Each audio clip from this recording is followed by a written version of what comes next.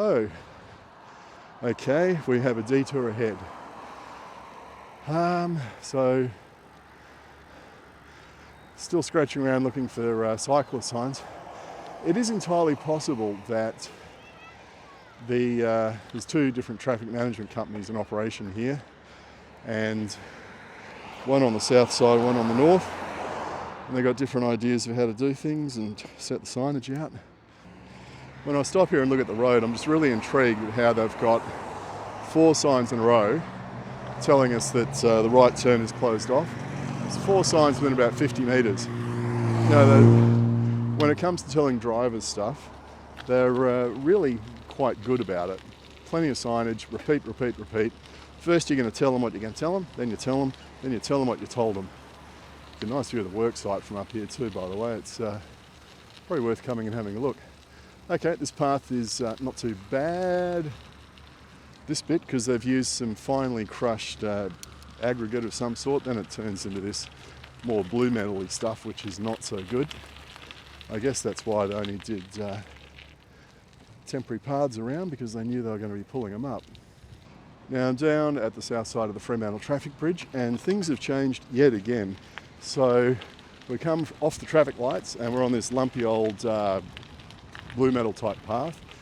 The pram ramp across there is still open, but I wouldn't recommend using it. At least they've got some reasonably clear direction around here to use this temporary path, and it's made out of, I guess, very fine aggregate, maybe a bit of bitumen in it perhaps. It's fairly smooth at the moment, not too bad at all, and they've used a reasonable amount of cones to direct us around it. And I've got to say, it's probably better than this path here. I wouldn't be too upset if they dug this path up and replaced it with that stuff twice as wide, particularly if it went around the back of the bus shelter down there, which is a real risk of collision point. So let's just go back and do it in another direction. One thing I did notice coming through this way is just the plethora of signage they've put out there to tell drivers they can no longer turn right. It's like, no right turn, no right turn, no right turn, no right turn, all within 50 metres. Bang, bang, bang, bang. The amount of signage they put up for drivers is pretty huge. Cyclists, not so much. Now, they've got poles on trestles across there to block those off. That's all right. We've got a fence. It's all good. Reasonable number of cones to show the edge. Yeah, you know, as far as detours go, this section's not too bad. Now, what I was saying about this bit here is open, and look, it can certainly be used when, well, I think it can be used when traffic is light, as long as you can scamper across. Well, as long as you can see your way across and see in both directions. It certainly saves a long wait at the lights, but I'm just showing it exists. I'm not saying use it. So I got it. Yeah. My first impression is that's one of the better efforts they've put in. It's clear where the path goes. The guidance is good.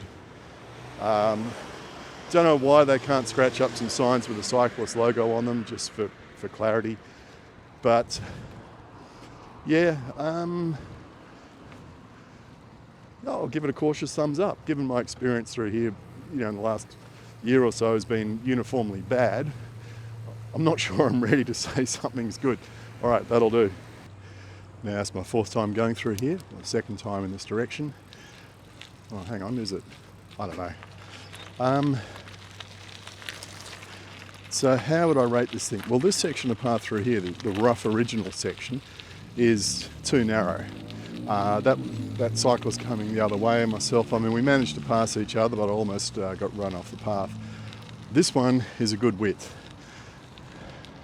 So I got some temporary lighting up too, I think. What's up that pole?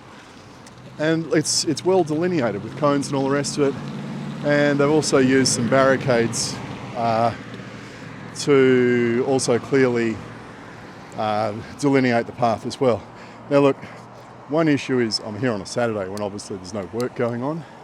It'll be interesting to come down here during the week when this is an active work site, I guess, and to see what's going on with truck movements, if they've got any.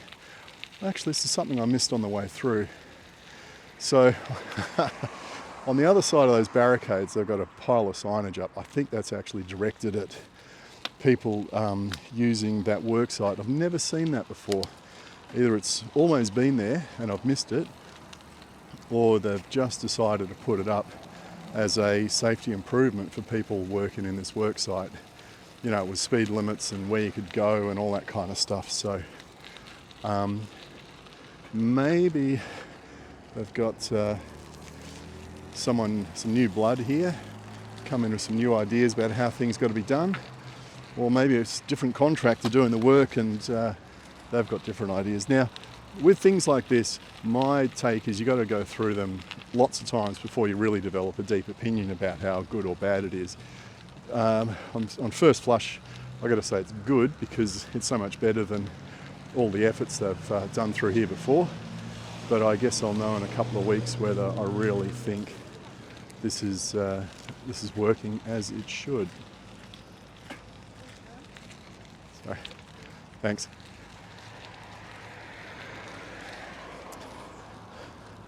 So, you know, like a lot of stuff, I prefer to reserve judgment and not just go off my first impressions.